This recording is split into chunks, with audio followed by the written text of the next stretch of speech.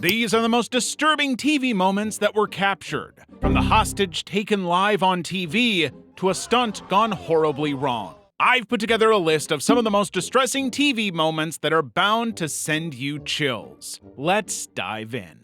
No escape. Even though it was a small local venue, the Station nightclub in West Warwick, Rhode Island was always full. But on February 20th, 2003, everything changed and it became the scene of one of the deadliest nightclub fires in US history. Originally, the place wasn't even supposed to be a nightclub, but when it was purchased by brothers Jeffrey and Michael Dryden, they turned it into one. However, they used cheap polyurethane foam to line the walls and ceilings. Polyurethane foam is highly flammable. And on the night of this deadly fire, a hard rock band called Great White was performing. And these guys were known for their signature 1980s flair and pyrotechnics. No one in the audience could have imagined that within minutes of the show's opening, the entire building would be engulfed in flames. Well, the small club became a death trap just seconds into Great White's first song when the band's tour manager, Daniel Michel, set off indoor fireworks. Within moments, sparks hit the foam behind the stage and the fire ignited. At first, the flames were met with cheers, as many thought it was just part of the show. But within seconds, fire climbed the walls and spread across the ceiling like a living thing, sending black smoke and hot air into the crowd. There was a lot of panic as the smoke thickened and visibility dropped to zero. And about 460 people rushed for the exits, but there weren't many of those. People quickly filled the main entrance, and some were even trampled in the rush. Survivors would later recall the smoke was so thick and toxic that it made it impossible to see more than a foot ahead. In just over 5 minutes, the building was fully engulfed, and those still inside had almost no chance of survival. In the days and months that followed, the investigation revealed a laundry list of failures, and ultimately, tour manager Michel pleaded guilty to 100 counts of involuntary manslaughter and was sentenced to 15 years in prison. He served fewer than 4. The court sentences defendant Michael Dryden to 15 years at the adult correctional institution. 4 years to be served by him at a minimum security prison, with the remaining 11 years to be suspended. Michael Dryden received a similar sentence, while Jeffrey Dryden was given community service. Balloon Boy Hoax.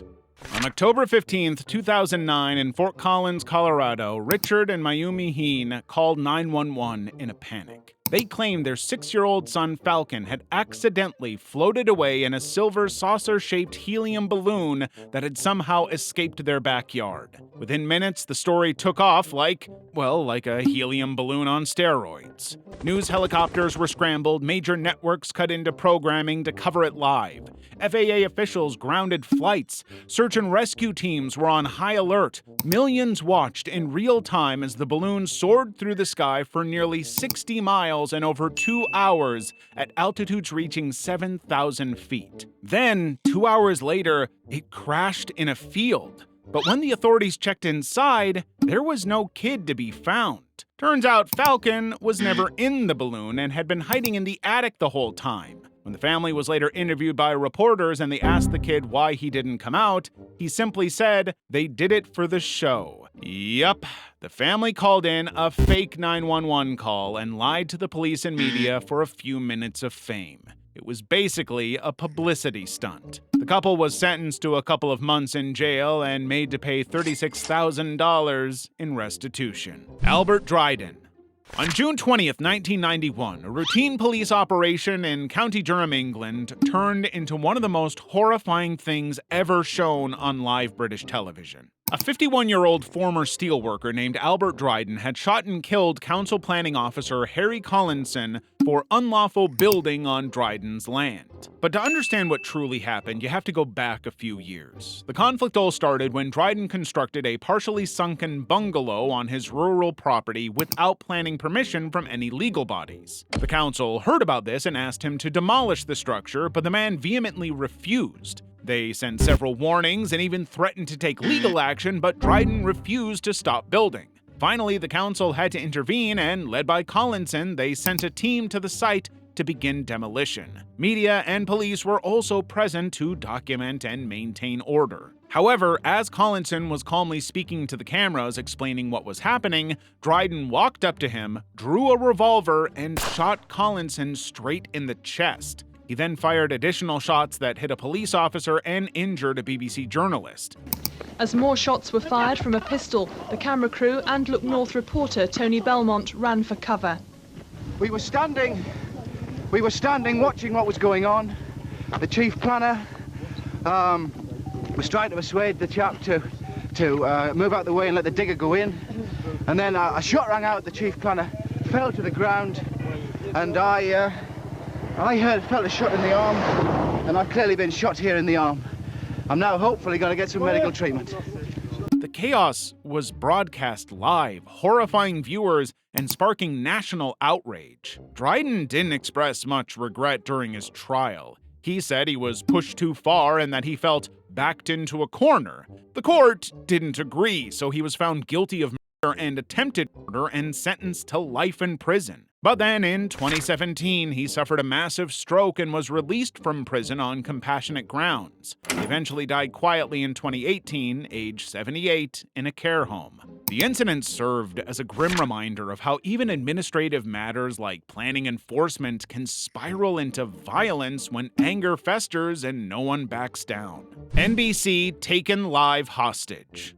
On August 19th, 1987, during a routine 4 p.m. newscast on KNBC TV in Los Angeles, a man carrying what looked like a gun wandered onto the set and interrupted the entire show. While the TV guys were still trying to process what was happening, he pointed the gun directly at consumer reporter David Horowitz, with the cameras rolling, and handed him a typed statement demanding it be read aloud live on air. Horowitz, who is known for being calm, did exactly as he was told and started to read the document, which was full of crazy claims about the CIA, mind control, and psychiatric abuse. To read this copy which was just handed to me, you want to tell me your name or not?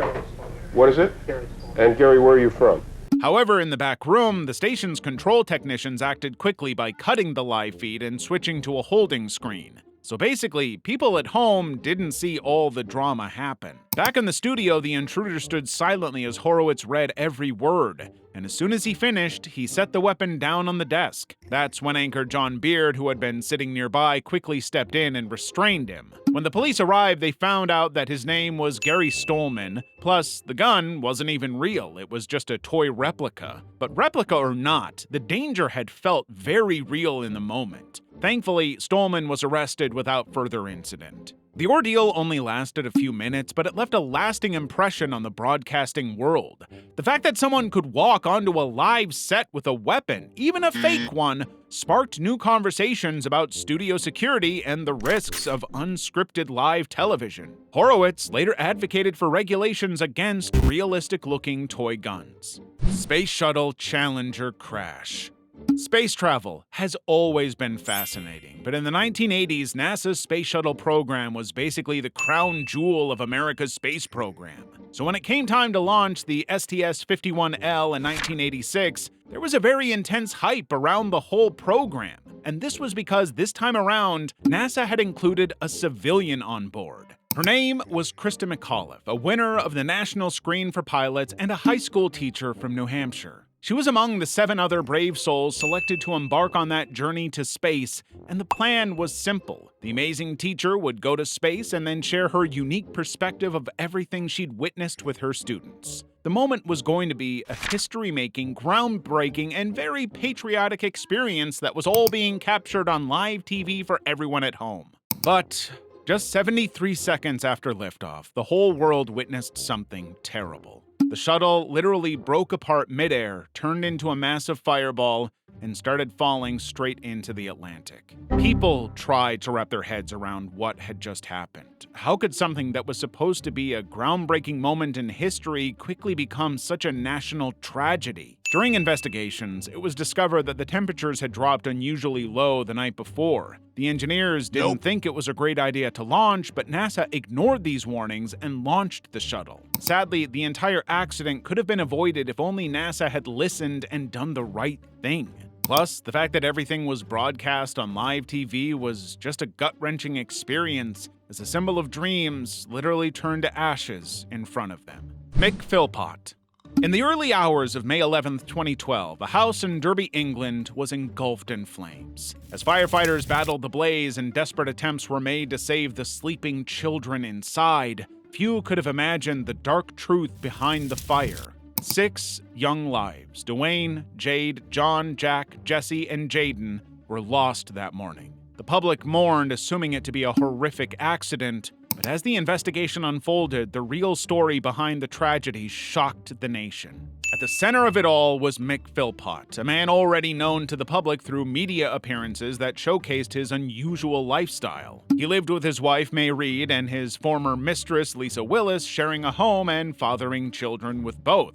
He was often criticized for exploiting the welfare system to support his large family, and he wore that criticism with a twisted sense of pride. But behind the scenes, Philpot was a controlling and manipulative figure who dictated every aspect of the household. What the women wore, how they spent their money, even when they were allowed to leave the house. The fire was not an accident. Philpot, along with May Reed and their friend Paul Mosley, had devised a plan to set the blaze intentionally. Their aim all along was to frame Lisa Willis, who had recently left Philpot and taken her children with her, in an attempt to win back custody and public sympathy. Philpot believed he could emerge from the fire as a tragic hero, the grieving father who had tried and failed to rescue his children. But the plan spiraled out of control. The fire spread faster than anticipated, and instead of staging a dramatic rescue, Philpot watched as 6 of his children succumbed to smoke inhalation. His televised tears in the days that followed painted a picture of heartbreak, but investigators were already seeing through the act. As evidence mounted, so did the questions. How could a father do something so calculated and so cold? Eventually, the truth was undeniable. All 3, Philpot, May Reed, and Mosley, were convicted of manslaughter. Philpot was sentenced to life in prison with a minimum of 15 years. May Reed and Mosley each received 17 years with eligibility for release after serving half their terms. Vetendas Accident. Everyone loved The Vetendas Show. It was a German family show that made Saturday night TV unforgettable. Families from all around the country would tune in at exactly 9 p.m. to watch the entertainment. Even A-listers like Beyoncé, Tom Hanks, and the Pope would make appearances a lot of the times. The show was also very popular because people would normally bet on themselves doing bizarre stunts like jumping over cars or swallowing flaming knives. It was a huge deal. But on the 4th of December 2010, something happened that would shatter the magic and fun times this show was all about. It all began when Samuel Koch, a 23-year-old aspiring stunt performer and university student, made a bet that he could jump over 5 moving cars using power stilts. Each car would be driven by a different person, with one of the drivers being his father. The whole stunt was tricky, incredibly dangerous, but undoubtedly very thrilling. When it was time to perform, Samuel successfully scaled the first and second cars cleanly, but on the third jump, something went wrong midair. Samuel clipped the vehicle, flipped midair, and crashed headfirst into the ground, and everything was live on air. The atmosphere immediately filled with tension, and an audible gasp could be heard from everyone. Viewers at home sat frozen as they saw the unthinkable happen in real time. Samuel was rushed to the hospital with severe spinal injuries, and after several hours in surgery, it was confirmed that he was paralyzed from the neck down. The poor man was a quadriplegic at 23. But he turned his pain into purpose, and today he is a successful motivational speaker and actor. The hijacking of Bus 174. What seemed to be a very regular Monday in Brazil quickly developed into a national tragedy that no one anticipated. Basically, on June 12, 2000, as commuters boarded the buses to get to their various destinations, Bus 174 was also boarded and then hijacked by a man named Sandro Barbosa do Nascimento. When he hijacked the bus, there were only 10 passengers on board, and for the few hours, he made their lives a living hell. The man was armed with a gun and behaved in a highly erratic and unhinged way. He'd hold the hostages up against the window and force them to scream while he held guns to their heads. At times, he'd start crying and then suddenly start laughing again while telling the police and media repeatedly that he had nothing to lose. The man was losing it. And get this, everything was broadcast live on national TV while nothing was actively being done to free the hostages. Eventually, he started to negotiate with the authorities, but nothing seemed to be working. At one point, Sandro used a hostage as a human shield, pressing her against the window for all to see while the camera zoomed in on the horrified woman like it was some sort of horror movie commercial.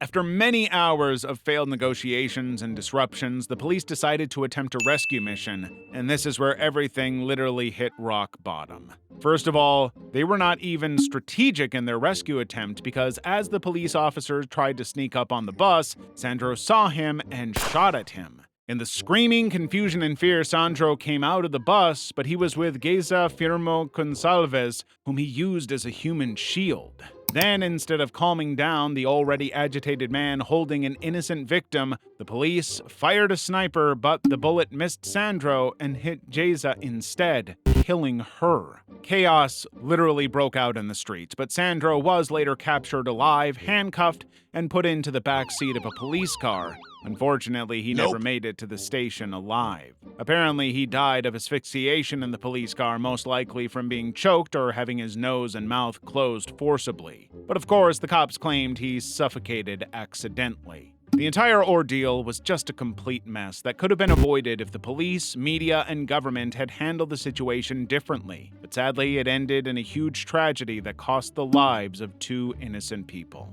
The San Diego tank Rampage. On May 17, 1995, a 35-year-old man named Sean Nelson decided to literally carry out his own version of Grand Theft Auto, and it went horribly wrong. You see, Sean was a U.S. Army veteran and unemployed plumber who was going through some really rough times. He was battling depression and substance abuse, and his house was in foreclosure. His plumbing business had gone down the drain, and his wife had left him, so it's very safe to assume that the man was seriously spiraling. But instead of going to therapy or seeking help, somehow this man broke into the California National Guard Armory and stole a 57-ton M60 Patton tank. Yep, he broke into an armory in broad daylight and stole a freaking military tank. And that's not even the worst part, because he then proceeded to joyride it through the streets of San Diego for over 23 minutes, destroying and plowing over everything and anything in his path. The entire event was captured on live TV, which makes it even more surreal. Footage shows police cars chasing after this tank and being unable to do anything to stop the destruction. At one point, Nelson tried to drive the tank over a concrete highway divider, and thankfully it got stuck. That's when the police could climb on top, open the hatch, and shoot him dead after he refused to surrender. Tommy's last show. Tommy Cooper wasn't like the other comedians you were used to, and that's what made him special. This guy made people laugh by making a fool of himself on purpose.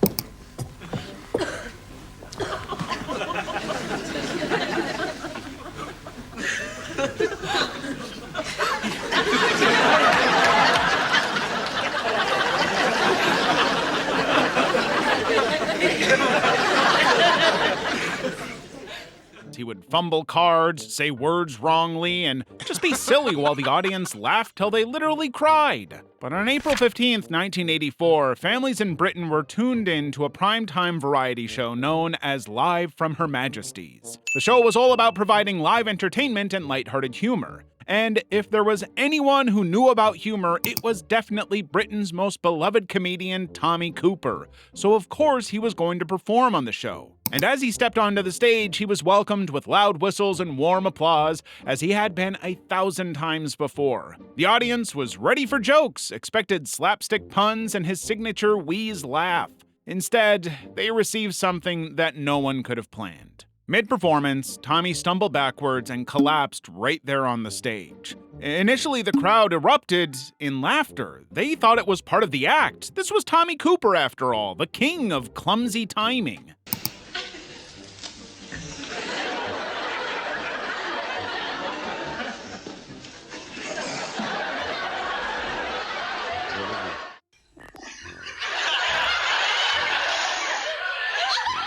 However, as Tommy remained motionless, the tension and silence gradually increased, and they soon began to realize how serious the situation actually was. Medics were immediately rushed in to check on him, while everyone hoped it was just another of Tommy's gags gone too far, but it wasn't. Cooper had suffered a massive heart attack and died behind the curtain, just feet away from the stage where millions had watched him fall. The show would go on because it was live television and no one really knew how to stop it. That night became one of the darkest, most haunting moments in British broadcasting history. If you loved watching this video, then you should definitely check out this video on the most disturbing videos before disaster happened.